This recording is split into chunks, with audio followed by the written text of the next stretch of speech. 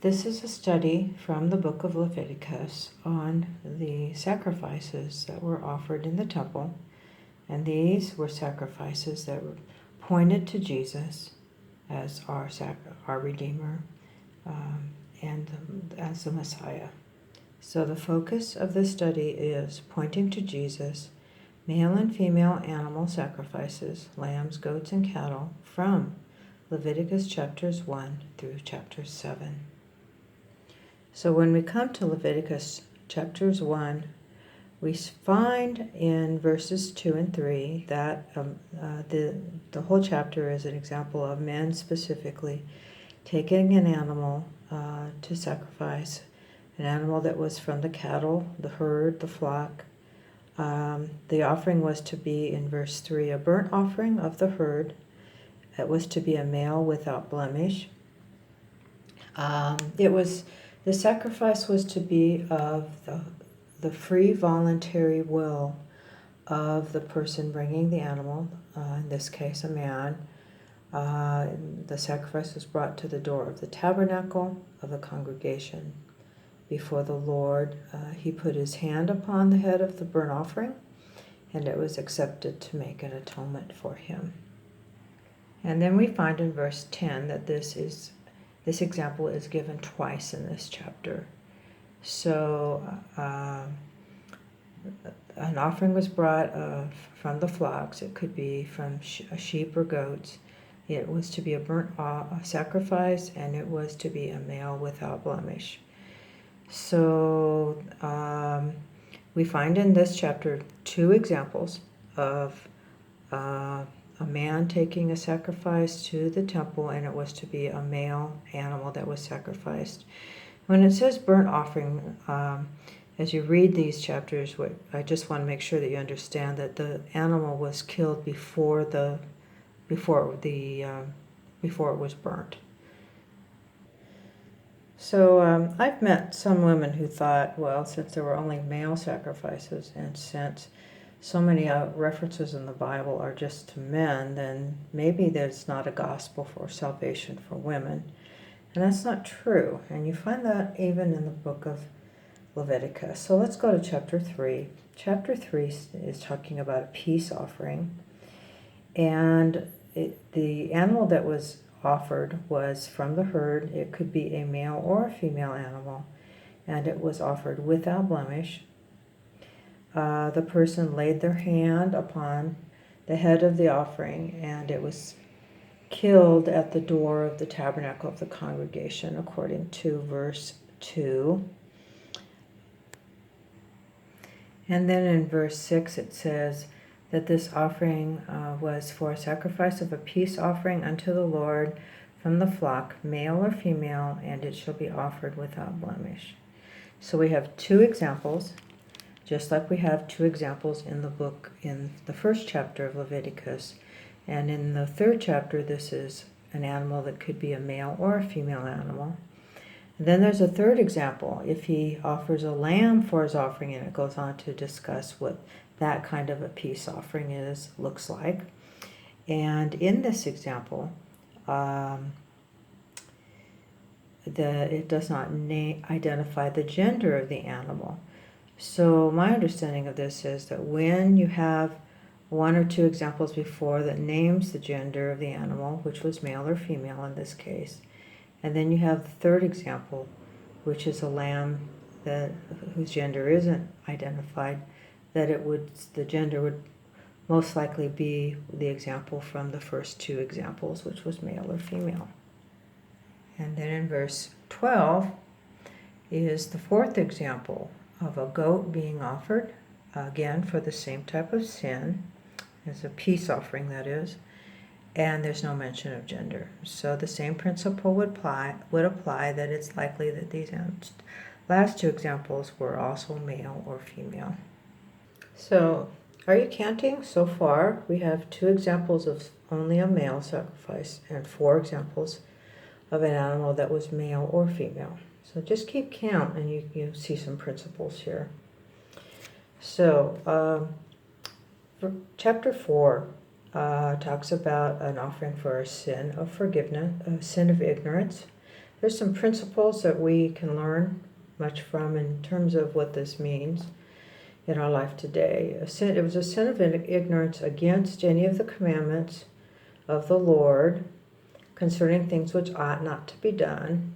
And this was a sacrifice to be done when the person became aware that they had made this type of sin. So that's from verse 2 of chapter 4. When you go to verse 3, it says that if the priest that is anointed sins according to the sin of the people, then let him bring for his sin, which he hath sinned, a young bullock without blemish unto the Lord for a sin offering. So a bullock is a male animal.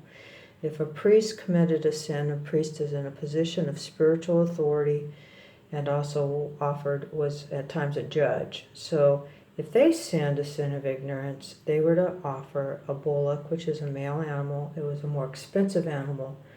So follow the progression of what's shared in this chapter. So the priest was to sprinkle of the blood of this animal 7 times before the Lord, and so there's another example of this same sacrifice. And then in verse 13, if the whole congregation of Israel sinned through ignorance, and the thing became known to them, in the eyes of the whole assembly, and they have done somewhat against any of the commandments of the Lord, concerning things which should not be done, and they're guilty.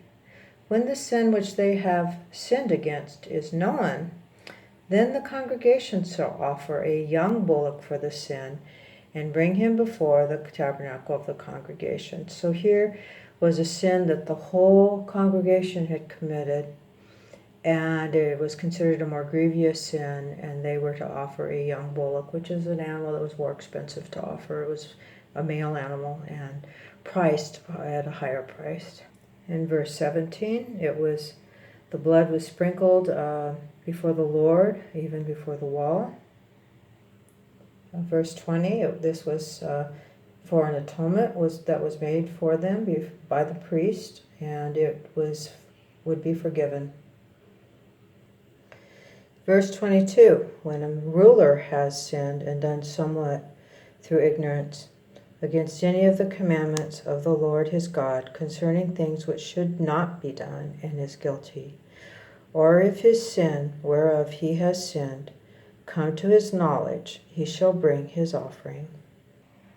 A kid of the goats, a male without blemish. This was for a sin offering. So a ruler, whether that ruler was male or female, was in a position of authority and had more wealth and just all of that. So they, once again, were required to offer a male animal, one that was a more expensive animal. So this offering was to have an atonement was made by it. The person was forgiven. And then in verse 27 it says, and if any one of the common people sin through ignorance, while he doeth somewhat against any of the commandments of the Lord concerning things which ought not to be done, and is guilty, or be guilty, or if his sin which he hath sinned come to his knowledge, then he shall bring his offering, a kid of the goats, a female without blemish for his sin which he hath committed. So in chapter 4, a person who had a position of authority, a position of more wealth, a spiritual authority, governmental authority, or the whole congregation, they had more accountability for their sin, and they were told to take an animal that was more expensive, usually a male animal, and there's 3 examples here of a male animal, a bullock or a he-goat. So, but in the same chapter, here it's saying that if any one of the common people committed the same type of sin, they were to bring a female animal without blemish. So if it's without blemish, whether it's male or female, it is a type of the sacrifice that Jesus made when you follow through with the Bible. So they were an example of what Jesus was coming to do. And then there's a second example of a female sacrifice. In Leviticus chapter 11, it starts in verse 31, an atonement made, forgiven for him. And he shall bring a lamb for a sin offering. And he shall bring it, a female without blemish, and this is a sin offering. So there's two examples of a female animal being brought in Leviticus chapter 4, and three examples of a male animal being brought. And once again, verse 35, the example that's given, this is from the female animal, but it's same for when it's a male animal that's sacrificed, is that this was to make an atonement for his sin that he has committed, and it shall be forgiven him. And then we have in verse 5, if a soul sin and hear the voice of swearing, and it is a witness whether he has seen or known of it, or if he touch any uncleanness. So this is, even hearing swearing was considered to be something that a person might make a sacrifice for. So if he touched something that was unclean, or if he swore or pronounced with his lips something that was evil, then this was considered to be a sin. And when he knows of it, then he shall confess his sin, and of which he's guilty. Verse 5. And verse 6, and he shall bring a trespass offering unto the Lord for his sin which he has committed, a female from the flock, a lamb or a kid of the goats, for a sin offering, and the priest shall make an atonement for him. So this was another example of a female animal being offered. Verse 10, this animal being sacrificed would make an atonement for him for his sin which he has sinned, and it shall be forgiven him. So are you keeping count? I'm going to add this up at the end. Leviticus 5 verse 15, if a soul commits a trespass and sin through ignorance, and then he shall bring a ram without blemish of the flock. So a ram is a male animal, and he shall make amends for the harm that he has done. So when you read chapter 5, what we hear with our ears and what we say with our mouths is considered important, far more important than we tend to think of it in our world today. So there's some principles here that we could benefit from learning about and practicing. And then verse 17, if a soul sin and commit any of these things which are forbidden to be done by the commandments of the Lord, then in verse 18, he shall bring a ram, which is a male animal, without blemish, out of the flock, so he brings a male animal. And this is a trespass offering unto the Lord. And then in chapter 6, it talks about sinning, committing trespass against the Lord, and lying unto your neighbor in that which was delivered to him to keep or fellowship with. And verse 3, or if he has found that which was lost and lies concerning it and swears falsely. Verse 4, then he shall restore, make amends. And then going down, it talks about, in verse 5, swearing falsely, restoring, adding a fifth part, making amends. And then verse 6, it talks about the offering being, trespass offering in this case being a ram, which is a male animal. So I counted up, there are at least 3 sacrifice animals that were just male, and then there are 2 that could be male or female, actually 4 when you apply the principles I was just, talking about. for chapter 3, chapter 4.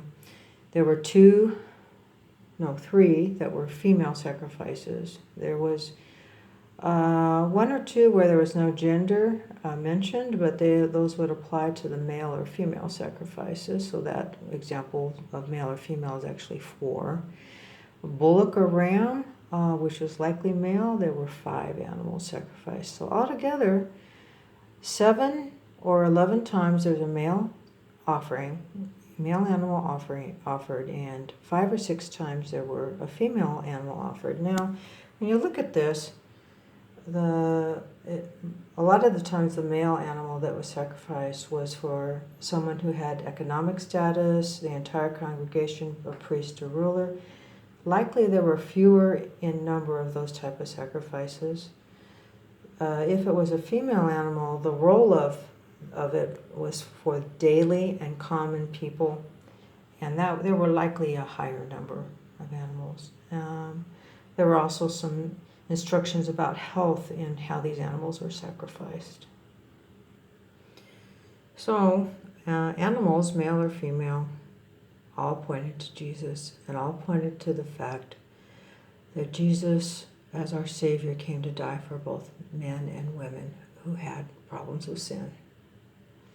So, let's read a couple quotes here this is about Leviticus chapters 1, verses 1 through 2. It says, "Become familiar with Levitical law. We are to become familiar with Levitical laws in all its bearings, for it contains rules that must be obeyed. It contains the instruction that, if studied, will enable us to understand better the rule of faith and practice that we are to follow in our dealings with one another. No soul has any excuse for being in darkness. Those who receive Christ by faith and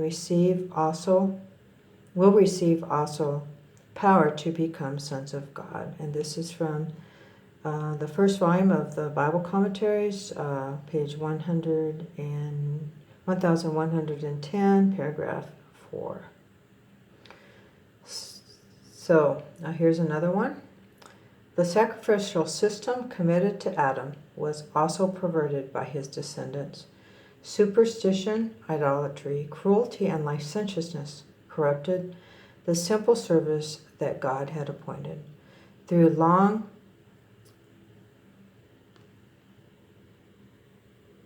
intercourse with idolaters, the people of Israel had mingled many heathen customs with their worship. Therefore, the Lord gave them at Sinai definite instruction concerning the sacrificial service." This is from Patriarchs and Prophets, page 364.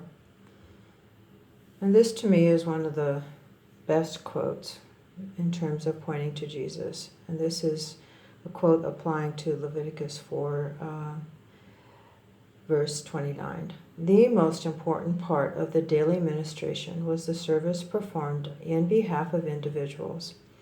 The repentant sinner brought his offering to the door of the tabernacle and placed his hand upon the victim's head, confessed his sins, thus in figure transferring them from himself to the innocent sacrifice.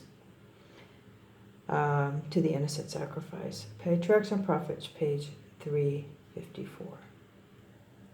So to close, I want to come back to Genesis chapter 15, which is when Abraham made sacrifices that were a covenant to the Lord.